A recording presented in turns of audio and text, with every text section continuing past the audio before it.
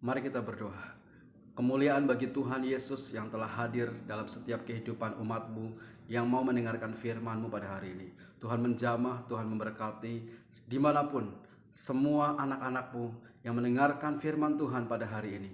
Engkau jamah dengan kasih-Mu. Hatinya Tuhan Kau berkati, sehingga terbukalah mata rohani kami untuk kami mengenal Engkau dengan benar.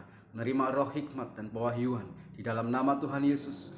Mengalir kuasa Tuhan, mengalir berkat Tuhan, mengalir mujizat Tuhan dari setiap anak-anak-Mu yang mendengarkan firman kebenaran-Mu Tuhan. Kami siap terima berkat-Mu di dalam nama Yesus. Segala pekerjaan setan, kuasa gelap, roh jahat, pengganggu, pengacau tidak bisa menjamah kami. Dalam nama Yesus kami berdoa, syukur, haleluya, amin. Haleluya, salam misi Kristus, dasar Tuhannya, tuntas misinya.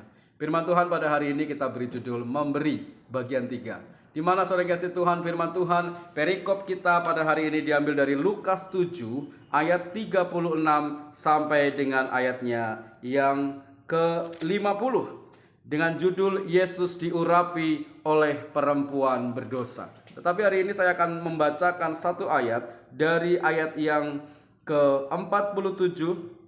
Dikatakan, sebab itu aku berkata kepadamu, dosanya yang banyak itu telah diampuni, sebab ia telah banyak berbuat kasih. Tetapi orang yang sedikit diampuni, sedikit juga berbuat kasih. Alasan seseorang mau memberi lebih daripada orang lain, apa itu? Mari kita melihat saudara kasih Tuhan dari kehidupan kita sehari-hari. Ada seorang ibu atau orang tua yang rela membanting tulang bekerja keras untuk membesarkan anak-anaknya karena kasihnya kepada anaknya. Sehingga apapun yang dikorbankan dia rela. Karena hatinya begitu mengasihi anak-anaknya. Itulah kasih seorang orang tua. Atau kasih seorang kekasih yang mengasihi kekasihnya, rela berkorban, memberikan ini dan itu kepada kekasihnya karena ada sesuatu dalam hatinya yang dia rasakan.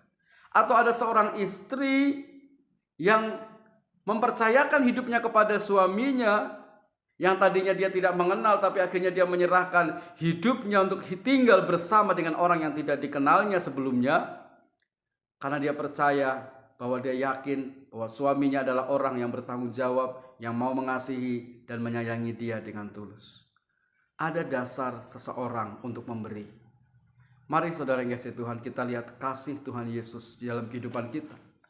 Firman Tuhan berkata di dalam Yesaya 43 ayat yang keempat, oleh karena engkau berharga di mataku dan mulia, dan aku ini mengasihi engkau.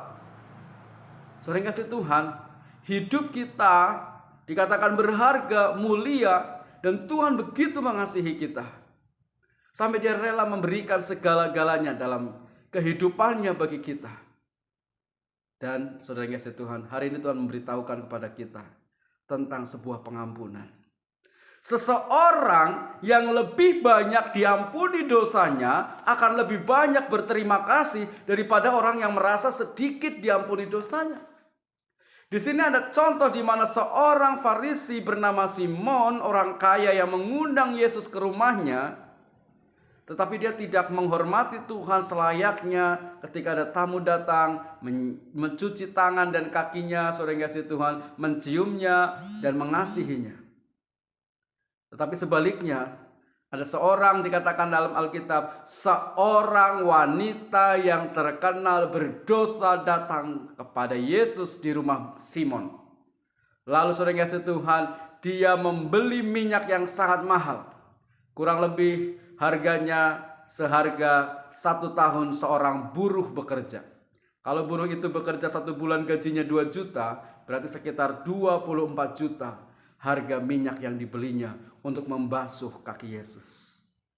Dia rela mengorbankan harga yang sangat mahal untuk membeli minyak itu dan menuang di kaki Yesus. Sementara Simon tidak mengurapi, tidak mencuci kaki Yesus.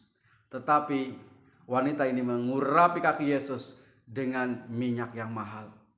Dan juga dikatakan dia membasahi kaki Yesus, mencuci kaki Yesus dengan air matanya dan menyeka dengan rambutnya. Dan saudara yang kasih Tuhan, itulah yang dikatakan Tuhan Yesus. Tuhan Yesus berkata, jikalau ada orang yang berhutang, taruhlah kalau di bahasa sekarang adalah ada seorang yang berhutang 100 juta dan yang satu berhutang 10.000. Ketika orang yang menagih hutang berkata, sudah tidak usah dibayar, siapa yang paling banyak berterima kasih? Tentu yang hutangnya paling banyak. Demikianlah dalam hidup kita. Tuhan Yesus rindu supaya kita mau memberikan hidup kita kepada Tuhan. Firman berkata dalam Roma 12 ayat 1. Karena itu saudara-saudara, demi kemurahan Allah, aku menasehatkan kamu supaya kamu mempersembahkan tubuhmu sebagai persembahan yang hidup, yang kudus dan yang berkenan kepada Allah. Itulah adalah ibadahmu yang sejati. Saudara dikasih Tuhan, ketika kita sadar betapa Tuhan begitu mengasihi kita, maka saudara kasih Tuhan, apapun yang Tuhan mau, kita mau lakukan buat Tuhan. Tuhan katakan, persembahkanlah tubuhmu sebagai persembahan yang hidup, yang kudus, yang berkenan kepada Tuhan dan yang sempurna.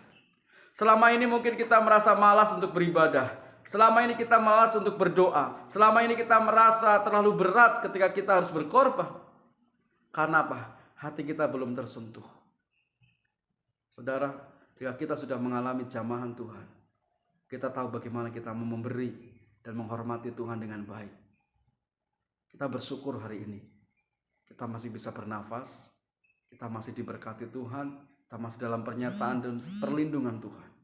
Kalau kita lihat di bawah sana, banyak orang-orang yang tidak punya rumah di jalan-jalan. Banyak orang yang sedang menderita. Ada beberapa orang yang gila dan stres di luar sana. Tapi kita masih diberikan kesempatan untuk menikmati hidup. Hidup ini adalah kesempatan untuk melayani Tuhan. Mari kita belajar untuk saudara Tuhan mengerti respon kita kepada Tuhan. Sebagaimana tadi katakan, siapa yang merasa dosanya banyak diampuni akan lebih banyak berbuat kasih. Tetapi siapa yang merasa sedikit diampuni dosanya akan sedikit berbuat kasih. Tuhan Yesus juga memberikan perumpamaan. Bukan perumpamaan, ada sebuah cerita di mana ada 10 orang penyakit kusta disembuhkan oleh Tuhan Yesus. Dan hanya ada 1 orang yang kembali untuk berterima kasih kepada Tuhan. Kemana yang 9 orang yang kena penyakit kusta yang disembuhkan Tuhan? Mereka tidak tahu terima kasih. Saudara, golongan apa hidup kita hari ini? Apa kita golongan 9 orang penyakit kusta yang mengalami mujizat tetapi kita tidak mau memberikan hidup kita kepada Tuhan? Atau seperti 1 orang penyakit kusta yang datang kembali kepada Tuhan untuk mengucapkan terima kasih dan mau menyerahkan hidupnya kepada Tuhan? Atau sama seperti Simon orang Farisi, atau sama seperti wanita yang terkenal berdosa. Mungkin kita sudah mengundang Yesus, mungkin kita sudah pergi ke gereja, tapi belum tentu kita menyerahkan hati kita kepada Tuhan. Mari kita serahkan hidup kita kepada Tuhan. Mari kita berikan yang terbaik kepada Tuhan. Saudara, jangan pernah kita mengundurkan diri dalam melayani Tuhan. Tetap semangat melayani Tuhan, tetap sukacita melayani Tuhan. Karena hidup kita adalah anugerah. Bagaimana Tuhan telah mengampuni dosa kita dan mengasihi kita, demikianlah kita mau memberikan hidup kita segala-galanya bagi Tuhan. Amin. Tuhan Yesus memberkati.